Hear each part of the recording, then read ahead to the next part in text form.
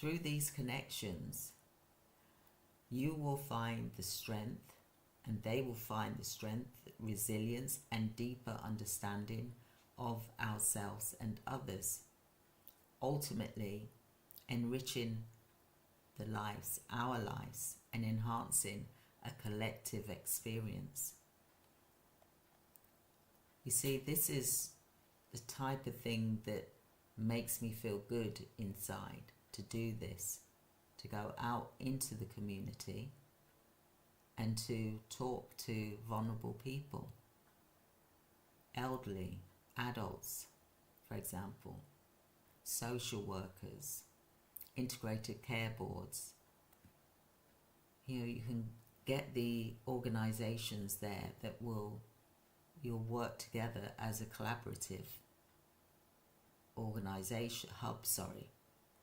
So think about how you get moments of clarity when it emerges when an individual shares a story, and it's a collective experience, reinforcing the power of solidarity and shared understanding.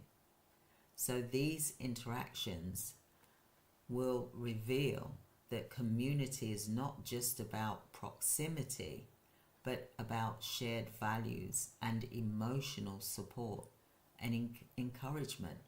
Now imagine you're the one that's building this.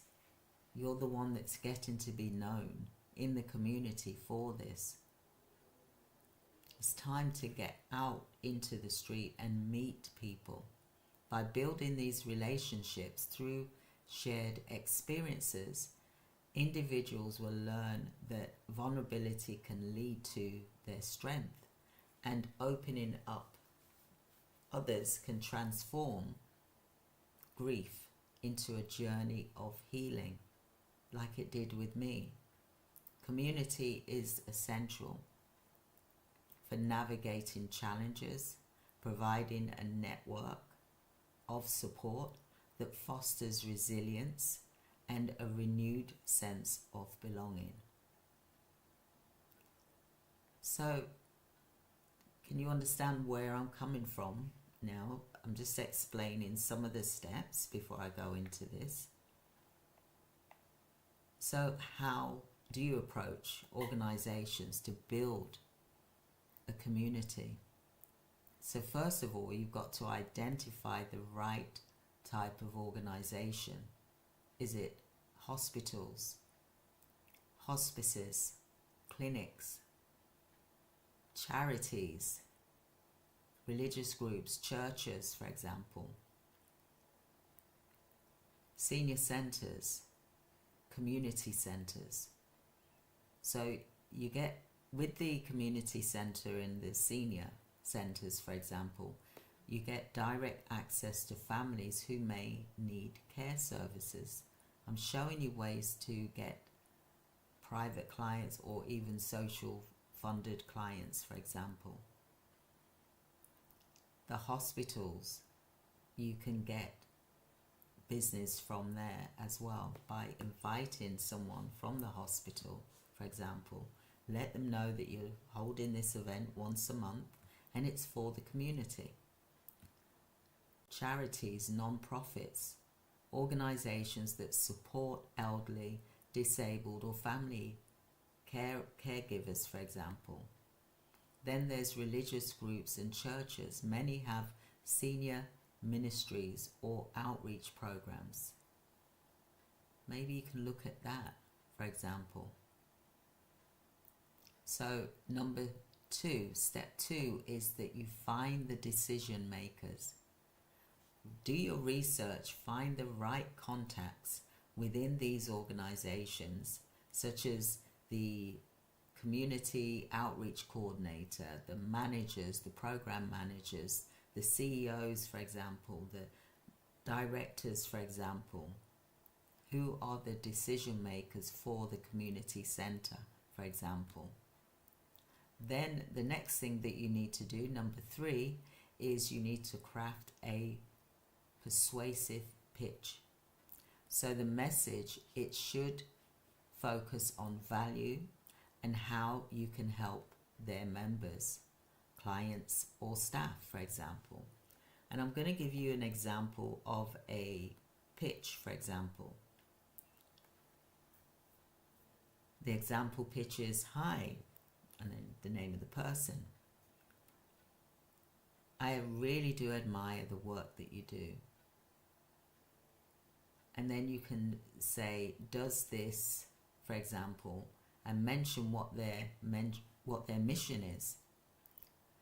"I'd love to explore ways we can collaborate to help your members, community receive better care and support." You're not saying that you want to sell products, but you're going there to meet your community, to talk to them, to see how better you can support them. "Would you be open to a quick call or a meeting to discuss how we can work together?" Now, I'm giving you that quick script there. You don't want to be too long. You want it to be quick. They'll say yes or no, but you don't just stop at 1 or even 7. You keep going until you get someone to say yes. Please do come, of course. And I'm sure they will, because they know it's going to benefit the community. The next thing that you need to think about is leadership in community building. So you've got to have effective leadership in the community setting to foster collaboration, inclusivity, and engagement. So you've got to make sure that you do active listening, understand the community's needs, and building trust, for example. Then collaboration. You want to bring diverse voices together to achieve the common goal. So maybe there's a GP, or maybe there's a social worker. They can come along, get them to come along, and even do a small talk, for example. Introduce who they are. Maybe they're a new counselor, or maybe they are a new worker for an organization, so they'll come along because you're holding this event. And then the next thing that you need to do is recognizing and valuing unique leadership styles to create a thriving, inclusive environment.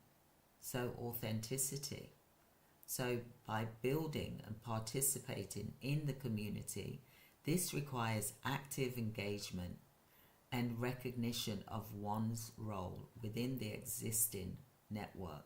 So by stepping into leadership roles, individuals not only will enhance their own development. So if you was doing like education, training them carers, what care looks like, what types of care that there is currently at the moment, for example, and what you do in the community and what role you play in your organization, and that you want to offer some free training, for example. So building and participating a community, it requires active engagement, recognition, and one's role within an existing network. By stepping into that leadership role, it not only helps you to enhance your own development and their development, but also encourages others to do the same by cultivating a culture of support and shared purpose. So community and connection play a vital role in personal growth and overall well-being. So by engaging with others, it fosters a belonging, support, and it also is a collaboration. So this is about enriching lives and encouraging us to become the best version of ourselves. And I believe that that is through building a care community. So some action steps that you can do: volunteer, join local groups, or connect with organizations, or book a room. in a village hall or in the center itself. Reach out to neighbors and indicate, the conversations. Embrace leadership roles and inspire others. So create a safe space for dialogue and inclusion. If you found this helpful today and valuable, what I'd love for you to do is to subscribe or like the channel. For example, this is also going to help if you know any friends or family that would benefit. For example, you can also spread the message of the importance of building your own community and connection, because together you can create a ripple effect of positive change.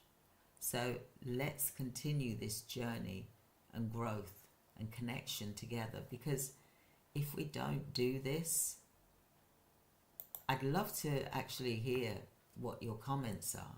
Have you built a community? Have you built a care business community that is strong and that is doing well? Maybe you're there doing that now, for example.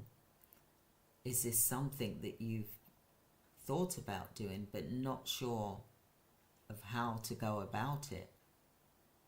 Well, the first thing I will say to all of you is to pick the phone up